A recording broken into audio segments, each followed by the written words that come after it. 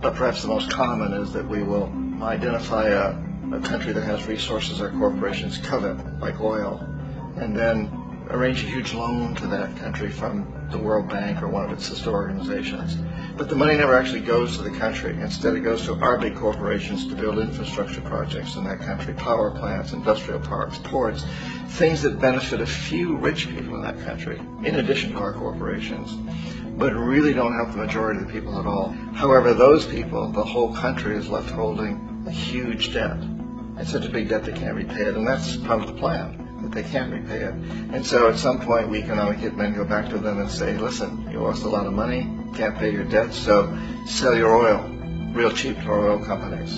Allow us to build a military base in your country, or send troops in support of ours to someplace in the world like Iraq, or vote with us on the next UN vote. To have their electric utility company privatized and their water and sewage system privatized and sold to U.S. corporations or other multinational corporations. So there's a whole mushrooming thing, and it's so typical of the way the IMF and the World Bank work. They put a country in debt, and it's such a big debt it can't pay it, and then you offer to refinance that debt and pay even more interest. And you demand this quid pro quo, which you call a conditionality or good governance, which means basically that they've got to sell off their resources, including many of their social services, their utility companies, their school systems sometimes, their penal systems, their insurance systems, to foreign corporations. So it's a double, triple, quadruple whammy.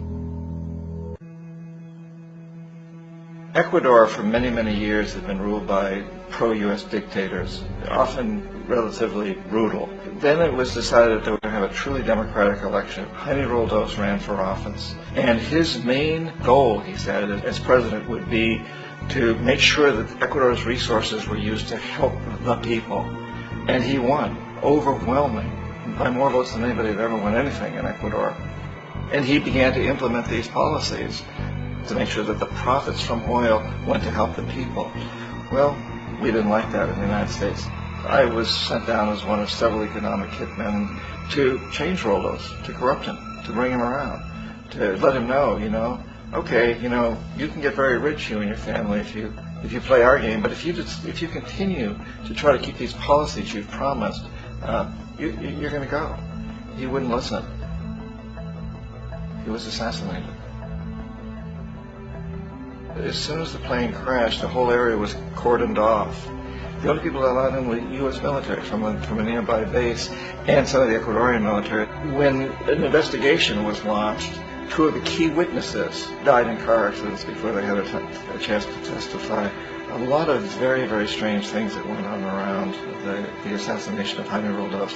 I, like most people who've really looked at this case, had absolutely no doubt that it was an assassination. And of course, in my position as an economic hitman, I was always expecting something to happen to Jaime, whether it be a coup or assassination, I wasn't sure, but that he would be taken down because he was not being corrupted. He would not allow himself to be corrupted the way we wanted to corrupt him.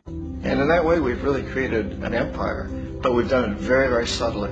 It's clandestine. All the empires of the past were built on the military, and everybody knew they were building them. So the British knew they were building them, the French, the Germans, the Romans, the Greeks. And they were proud of it, and they always had some excuse, like spreading civilization, spreading some religion, something like that. But they knew they were doing it. We don't. The majority of the people in the United States have no idea that we're living off the benefits of a clandestine empire, that today there's more slavery in the world than ever before. And in a way, our government is invisible a lot of the time, and its policies are carried out by our corporations on one level or another. And then again, the policies of the government are basically forged by the corporatocracy and then presented to the government. They become government policies. So it's an incredibly cozy relationship. This isn't a conspiracy theory type of thing. These people don't have to get together and plot to do things. They all basically work under one primary assumption, and that is that they must maximize profits regardless of the social and environmental costs.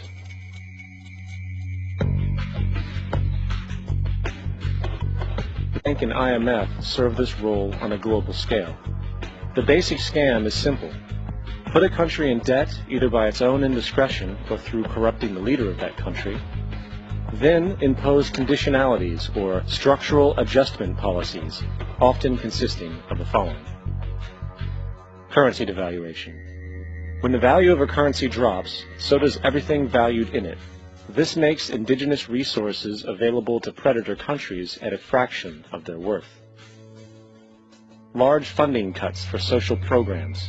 These usually include education and healthcare, compromising the well-being and integrity of the society, leaving the public vulnerable to exploitation. Privatization of state-owned enterprises. This means that socially important systems can be purchased and regulated by foreign corporations for profit. In the late 1960s, the World Bank intervened in Ecuador with large loans. During the next 30 years, poverty grew from 50% to 70%. Under or unemployment grew from 15 to 70%. Public debt increased from 240 million to 16 billion, while the share of resources allocated to the poor went from 20% to 6%.